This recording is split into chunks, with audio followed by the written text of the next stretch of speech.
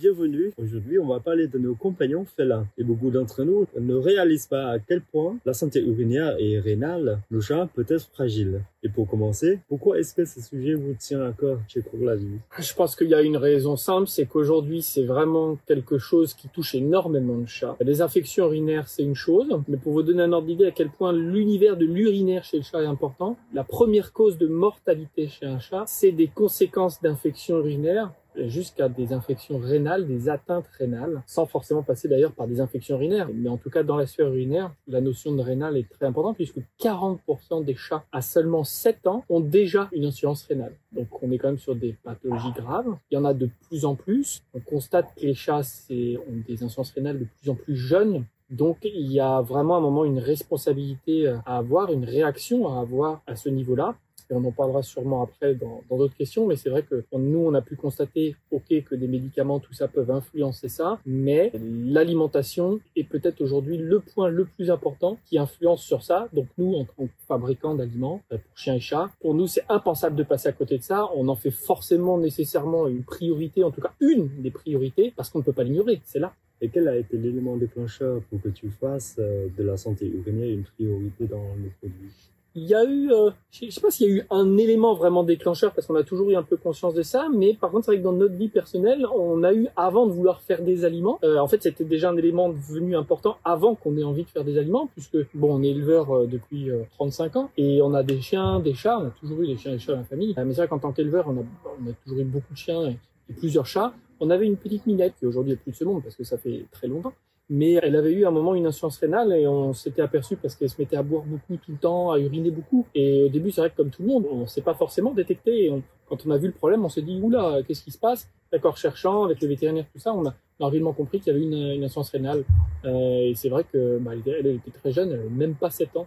Et c'était l'époque où on ne faisait pas encore d'aliments ni rien. On nourrissait nos animaux comme on pouvait, comme tout le monde, en fait, avec des bonnes marques du commerce, etc., qui étaient soi-disant bonnes. Et bon, peut-être que c'est aussi une chose qui a fait que c'était important pour nous. Maintenant, je pense pas que c'est la chose principale. Je pense que c'est quand j'ai ouvert le blog et qu'on a écrit des articles là-dessus pour partager cette expérience et tout, on a eu tellement de retours de gens qui étaient totalement démunis avec alors, les infections urinaires, c'est une chose, mais ce qui est toujours encore, on est plus dans le sentiment, plus dans l'émotionnel, c'est vraiment l'insuffisance rénale, quoi. Parce que là, il y a vraiment un pronostic vital qui est en jeu. Et c'est vrai qu'on en a eu tellement que le jour où nous, on a décidé de faire quelque chose avec l'aliment, cette question-là, c'est une des questions prioritaires aussi pour les chats, ça me paraît normal. Et quels sont les symptômes que les propriétaires ne devraient pas... Ouais, c'est ce qu'on vient de voir un peu là, avec notre minette qui buvait beaucoup, qui est tout le temps en train de boire, et c'est vrai qu'elle est souvent dans sa litière, on la voyait souvent uriner, donc les pipis en plus qui n'étaient pas forcément très jaunes, donc elle buvait beaucoup et elle urinait beaucoup, c'est souvent les premiers symptômes, et en général quand on commence, alors attends, ça c'est une question importante, c'est quelque chose d'important, quand on commence à voir les symptômes, en général c'est qu'on commence à un stade 3 déjà d'insuffisance rénale. Donc là je parle des symptômes pour l'insuffisance rénale, et après je parle des infections urinaires. Et il y a 4 phases dans l'insuffisance rénale, et quand on est en phase 3, je sais plus exactement quelle est l'atteinte rénale, mais il y a déjà une atteinte d'un gros chiffre, d'un gros pourcentage du rein, pour commencer à avoir des symptômes. Parce qu'en réalité, quand normalement t'as qu'un rein, tu vis déjà très bien et t'as pas de symptômes d'insuffisance rénale. Donc t'as vraiment déjà au-delà de la moitié du rein qui est atteint. Et pour l'infection urinaire, par contre, tu peux avoir d'autres symptômes comme des sensations d'impériosité, pas le maître, hein, mais le chat, on le voit vraiment souvent aller vouloir faire pipi, et des fois il fait que des pipis de quelques gouttes seulement. Donc ça, dans les infections urinaires de type cystite inflammatoire ou cystite infectieuse, enfin tout ce qui est urinaire bas, quand il y a des infections aussi, ça donne ce type de symptômes. Bon, c'est surtout ça. Après, t'as des petits symptômes, mais bon, c'est difficile à déceler pour des propriétaires. Hein. Des fois, tu peux avoir des petites traces de sang dans les urines. Alors, je vais pas rentrer dans le détail pour ça, mais que ce soit au début de l'urine, pendant qu'il urine ou à la fin de l'urine, ça peut donner des petites indications sur où est-ce que se trouve exactement le problème urinaire. Est-ce que c'est plus au niveau de l'urètre? Est-ce que c'est plus au niveau de la vessie? Est-ce que peut-être c'est quelque chose qui carrément est peut-être au niveau de l'urtère, en remontant dans le rein, voire rénal? Mais je vais pas rentrer dans le détail pour ça, c'est trop précis. C'est vrai que certaines personnes pensent que les infections urinaires chez le chat sont rares. Est-ce vraiment le cas? Ou y a-t-il des facteurs qui rendent plus courants? C'est vraiment pas rare du tout. Je te dis, ça touche 40% des chats déjà à 7 ans, donc c'est énorme. J'ai vu des dernières études vétérinaires là qui parlaient à peu près à 14 ans, je crois, pour ceux qui vivent jusqu'à 14 ans, je crois qu'il y a quasiment 90% des chats qui sont atteints d'insuffisance rénale. Donc non, on est sur un sujet, je te dis, majeur. C'est la première cause de mortalité chez les chats. Hein. Donc non, ça peut toucher absolument tout le monde. Et comment l'alimentation quotidienne peut-elle influencer la santé Alors ça, c'est une excellente question. La réponse est très simple en fait. Les infections urinaires et les problèmes rénaux peuvent venir aussi de médicaments et de choses comme ça. Ça oui, l'effet secondaire, il y en a plein qui sont connus, d'autres qui sont pas connus, antibiotiques, tout ça, on se rend pas forcément compte que ça peut entraîner ça. C'est bien décrit par plusieurs vétérinaires spécialisés dans le système urinaire chez les chiens et chats, notamment en Suisse, où j'ai lu pas mal d'études sur ça, et de leurs écrits sur ça, où ils expliquent que pour eux, vraiment, la cause médicamenteuse est extrêmement sous-estimée aujourd'hui. On se rend pas compte à quel point ça peut entraîner des fibroses rénales. Donc le rein est remplacé petit à petit par des fibres, il ne se régénère pas assez. Mais c'est vrai que pour moi, de notre expérience, c'est pas la cause majeure non plus, mais une des causes très importantes quand même, qu'on voit quand même très souvent. C'est vrai qu'aujourd'hui, on donne beaucoup de médicaments, on en voit des fois même qui sont donnés d'insuffisance rénale et on se dit, oh là là là là là là, pourquoi est-ce qu'on donne ça?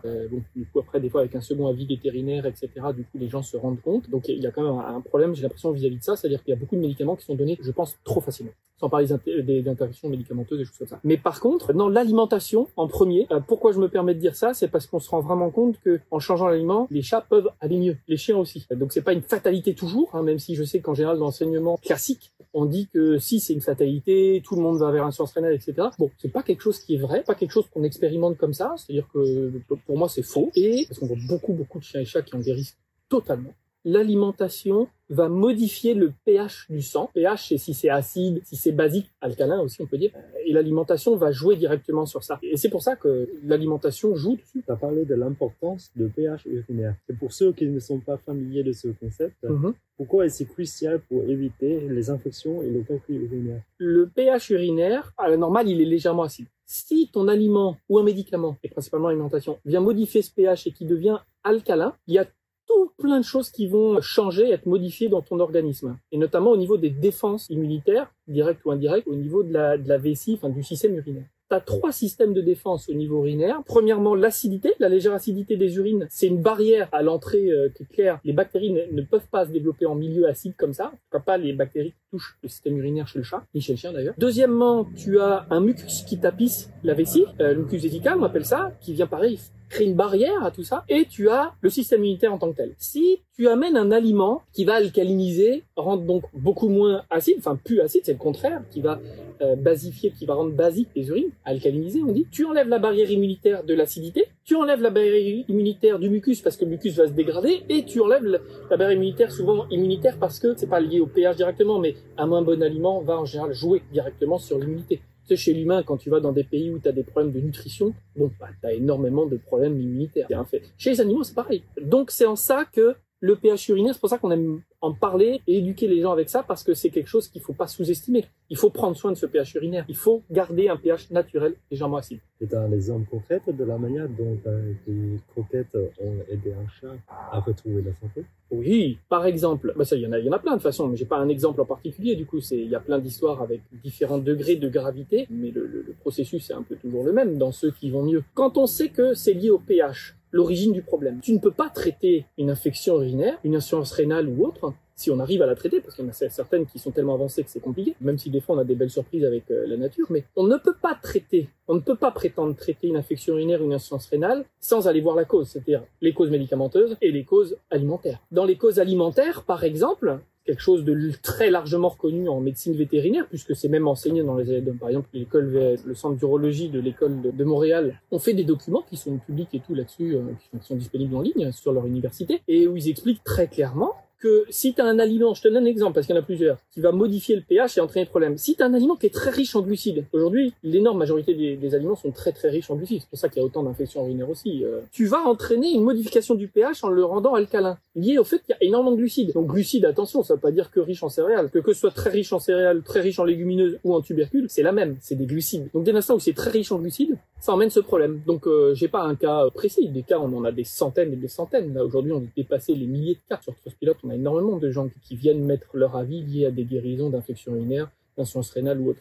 Donc ça, t'en as beaucoup. Donc c'est pas, nous on n'en fait pas d'aliments diététiques qui sont à viser pour ça. Par contre, on va faire des choix qui font que notre but c'est d'essayer de limiter l'apparition parce qu'on sait que tel ingrédient peut créer l'apparition, donc on les met pas, et trop de glucides peut entraîner l'apparition, donc bon, on est aujourd'hui la marque peut-être qui a une des marques vraiment qui a le moins de glucides au monde. On se contente vraiment du minimum obligatoire pour former la croquette, pour l'agglomérer, parce que sinon la croquette ne serait pas formée, elle s'effriterait et deviendrait immangeable. Parle-nous d'une histoire inspirante. Est-ce que tu as un témoignage où un chat a retrouvé une vie normale grâce à votre alimentation? J'ai pas un cas précis. que vraiment on en a eu beaucoup et des histoires très fortes. Je pense que le mieux c'est qu'on mette en image, on retrouvera plusieurs témoignages qu'on mettra, mais c'est vrai qu'on a eu beaucoup d'histoires. Là comme ça, c'est plus une chez le chien qui me vient en tête, une dame France qui s'appelle France, qui avait fait un témoignage, c'était un Bernois où ça m'avait un peu marqué parce que même si on en a plusieurs, mais celle-là, je sais pas, on avait eu quelque chose avec cette dame qu'on avait eu vraiment, qu'on avait soutenu au téléphone parce qu'elle avait vu 3 vétérinaires différents et elle était vraiment triste parce que son Bernois c'était toute sa vie et il était encore très jeune, je crois qu'il avait 5 ans, je dirais peut-être une bêtise, mais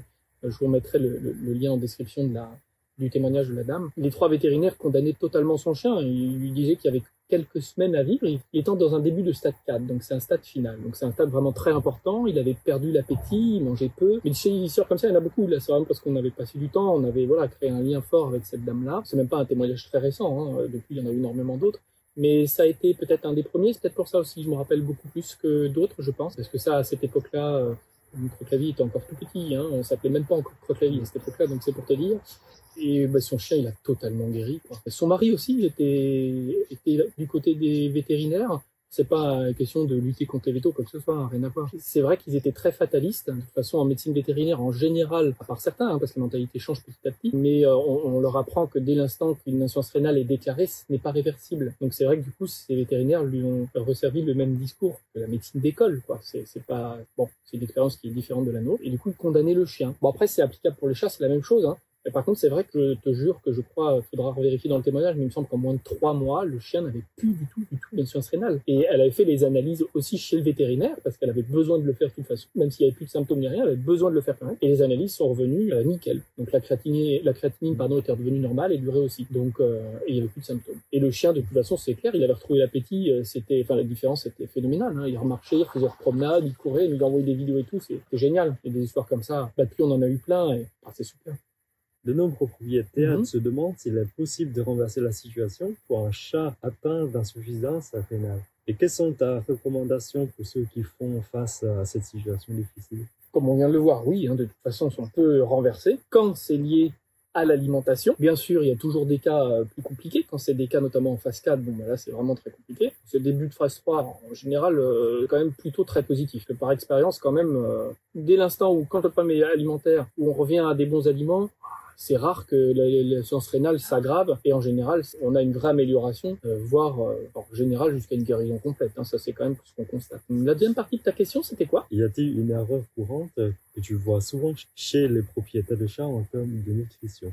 Oui, il y en a plein. Le fait de prendre des aliments qui sont extrêmement riches en glucides sans forcément qu'ils le sachent parce que l'immense majorité des marques ne mentionnent pas le taux de glucides dans les croquettes. Donc ça, c'est un véritable problème de toute façon parce qu'il faut le calculer, tout ça. Et on voit plein de trucs sur Internet, mais surtout des trucs totalement faux où c'est n'importe quoi. Donc c'est très compliqué. Nous, tu vois, je crois qu'en Europe, on doit être les seuls à mentionner le taux de glucides qu'on a dans nos croquettes parce qu'on fait cet effort-là et on a cette responsabilité-là de se dire, ne serait-ce que par nos chiens et pour notre élevage aussi, on est quand même le meilleur élevage de France depuis 1998 et on peut pas se permettre de donner n'importe quoi à nos chiens. C'est pour ça qu'on a développé nos propres aliments. Donc il y a la question des glucides, mais il y a aussi la question, l'autre erreur, c'est la qualité des protéines, qui n'est clairement pas mentionnée sur les packaging. Les marques en général n'en parlent pas. Par exemple, une des choses très importantes dont on parle beaucoup, c'est l'origine des ingrédients. Nous, on dit que nos ingrédients sont d'origine française. On voit ça nulle part ailleurs. Les autres marques n'en parlent pas. Parce que la majorité des ingrédients, aujourd'hui, faut pas qu'on se voile la face, la majorité des ingrédients pour des questions de coût, etc. Si des marques arrivent à avoir des prix cassés par rapport à un prix normal, c'est parce que les ingrédients viennent d'autres pays. Pays très industrialisés, par exemple, comme l'Allemagne, qui est vraiment la caricature de la chose en Europe, où quand tu y vas, tu as des protéines 2, 3, 4 fois moins chères. Mais on n'est pas du tout sur la même chose. Les traitements antibiotiques et tout que reçoivent, par exemple, indirectement certains animaux qui sont en dehors de l'Union européenne, ou même dans l'Union européenne par l'alimentation ou des choses comme ça, se retrouvent bien sûr dans la viande aussi. Et je te parlais tout à l'heure des médicaments, forcément en fonction de la viande, si la viande a eu beaucoup d'antibiotiques et que toi tu donnes ça à ton animal, ça peut avoir des conséquences rénales. Mais comme plein d'autres choses, les méthodes de déshydratation des protéines, les méthodes de cuisson de l'aliment, l'enrobage, est-ce que c'est à haute température, est-ce que t'as plein de choses comme ça. Je parle même pas des sous-produits animaux, parce que là on est carrément dans un autre monde, c'est-à-dire qu'aujourd'hui des aliments nous faits en Europe avec des sous-produits animaux sont interdits à l'importation, par exemple aux États-Unis, alors qu'eux aussi utilisent des sous-produits animaux, mais parce que nous les produits toxiques qu'on utilise pour nettoyer les sous-produits, enfin une grosse partie des sous-produits qui viennent d'usines de carissage, etc., sont nettoyés avec ces produits, mais sont interdits aux États-Unis, mais sont autorisés chez nous. Donc tout ça, c'est plein de choses qui peuvent avoir effectivement des incidences au niveau rénal, pas que, au niveau de la santé générale. Et du coup, c'est vrai que l'origine des ingrédients, les méthodes de fabrication, les cuisson, température, enrobage. Aujourd'hui, il y a un vrai manque, je pense, de prise de responsabilité de la part des marques, et on devrait vraiment changer ces choses-là. Nous, on essaie en tout cas de communiquer beaucoup là-dessus, on est très engagés pour ça, que ce soit pour nos animaux, pour les animaux de nos clients. Si tu peux donner un conseil simple à tous les propriétaires de chats pour éviter ces problèmes, quel serait-il? J'en donnerais trois. Le premier, ce serait vraiment limiter les glucides dans les croquettes. S'ils n'arrivent pas à voir le taux de glucides, parce que c'est vrai que sur la quasi-totalité des sacs, ce n'est pas mentionné, qu'ils n'hésitent pas à nous demander. Nous, on est très transparents sur nos ingrédients, sur ça.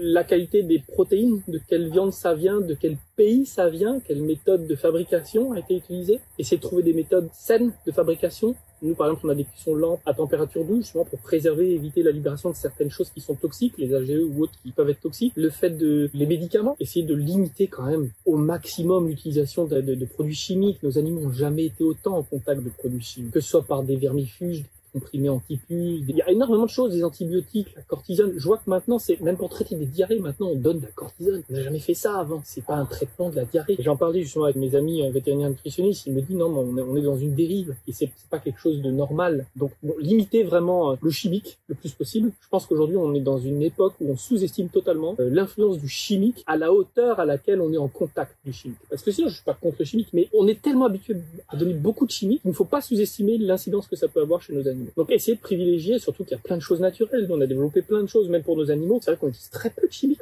Non, parce que on en a plus besoin. Quand il y en a besoin, on utilise. Mais on va pas donner ça de prime abord, alors qu'il y a plein de choses qui fonctionnent super bien. Nous, je sais que pour les antipuces, on n'utilise plus de chimiques. Les vermifuges, pareil, on n'utilise plus de chimiques. Et ça fonctionne super bien. Enfin voilà, je pense, bon, même un bon aliment permet d'éviter de donner des antibiotiques, souvent de la cortisone ou autre, quand il y a des infections, etc. Donc du coup, t'évites de donner du chimique. Puisque les antibiotiques, on te dit en médecine vétérinaire qu'effectivement, ça peut aggraver l'insuffisance rénale. Faut essayer de donner des aliments et tout qui font que on a moins besoin de donner ça parce qu'on prévient certaines choses, parce qu'on ne met pas des ingrédients qu'on sait qui sont mauvais. Donc il y a ça. Et comment on les adopte ça au quotidien sans que cela ne devienne pas contraint? Un bon aliment, quand tu as trouvé un bon aliment, c'est pas une contrainte. Et dès l'instant où tu as un bon aliment, souvent, en général, ce qu'on constate, c'est comme chez l'humain, on tombe moins malade, il y a moins d'infections urinaires, il n'y a pas de raison de choper une infection urinaire comme ça, c'est pas quelque chose qui tombe du ciel. Normalement, par un bon aliment et en évitant de donner trop de substances chimiques, on descend énormément dans les statistiques. La probabilité du coup devient très faible par rapport à un cas normal où on utilise beaucoup de médicaments ou d'aliments qui sont pas adaptés. Donc je pense d'abord ça, l'aliment, et je pense pas que ce soit quelque chose de contraignant.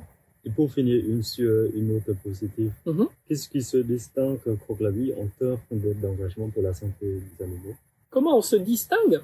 Dans les processus de fabrication, l'origine des ingrédients, la qualité des compositions aussi, au niveau minéral, très faible en minéraux, la qualité des viandes avec les protéines, la qualité des protéines et graisses issues des viandes françaises, qui sortent d'abattoirs avec la consommation humaine, les cuissons lentes, douces, l'enrobage à froid avec les graisses, qui donne une appétence en plus excellente. On est vraiment engagé de façon au-delà d'un discours marketing, c'est vraiment dans les faits qu'on fait. Et on le voit par les résultats, on peut pas mentir sur ça. Et s'il y a une autre chose que j'aimerais rajouter, là où on est vraiment engagé, c'est qu'on a un service de conseil santé, mais en fait on transmet simplement notre expérience. On fait pas de diagnostic, choses comme ça, mais on va vous transmettre notre expérience sur ces choses-là, les histoires qu'on a vécues. Et ça par contre c'est vrai qu'on le fait gratuitement, qu'on le fait volontiers, c'est toujours vraiment un plaisir de créer ces liens avec nos clients, qui en général sont des clients en plus extrêmement fidèles, parce qu'on les aide énormément. C'est vrai que ça aujourd'hui, je pense que la qualité d'un ingrédient ou d'une marque passe aussi par la qualité du service client qu'on peut apporter. Ça c'est vrai qu'on a énormément de plaisir à le faire. Quel est le prochain défi que tu t'es fixé pour continuer à améliorer la santé d'animaux? Le prochain défi, moi, ce que j'aimerais beaucoup, un défi qu'on a, nous, c'est pas pour améliorer la santé des animaux, parce que ceux qui sont chez nous, je pense qu'on participe déjà largement à améliorer la santé. Les avis sont là. Essayer de toucher beaucoup plus de gens qui n'ont pas déjà des problèmes. Donc, c'est-à-dire, moi, le défi que j'ai aujourd'hui, c'est par les connexions qu'on va avoir, que ce soit par des vétérinaires, par les formations qu'on peut faire, notre blog, tout ce qu'on va communiquer comme expérience, comme texte, comme avis client, comme article. Le fait de simplifier aussi les études scientifiques et de pouvoir expliquer ça aux gens directement pour qu'ils comprennent, faire ce travail de vulgarisation. Essayer finalement de capter beaucoup plus de gens qui vont être dans une logique déjà de prévenir et de ne pas attendre que l'animal tombe malade. Je disais que ça touche 40% des chats selon les dernières études vétérinaires d'il y a seulement quelques années, à l'âge de 7 ans. Si on pouvait réussir à toucher énormément de gens qui n'ont pas déjà ces problèmes-là, pour moi ce serait vraiment une victoire. Et ça, je suis vraiment très engagé là-dedans. Je veux réussir à faire changer les choses Bon, merci beaucoup pour toutes ces informations Merci à toi. précieuses. Et pour ceux qui souhaitent en savoir plus ou essayer vos produits, où est-ce qu'ils peuvent se rendre? Et bien sur notre site, croquelavie.fr. Et un dernier mot pour nos spectateurs? N'hésitez pas à prendre contact avec nous. On est très accessible et c'est vraiment un grand plaisir de pouvoir vous renseigner, que ce soit sur ce sujet-là ou sur bien d'autres, et de partager notre expérience et de pouvoir vous aider et de créer un lien, je pense, durable. On a toujours beaucoup de plaisir à partager tout ça. Et pour nous soutenir, abonnez-vous à la chaîne, une petite patte bleue, comme on dit chez nous. Et puis, n'hésitez pas à commenter et à partager votre expérience et à poser vos questions. On vous répondra avec grand plaisir.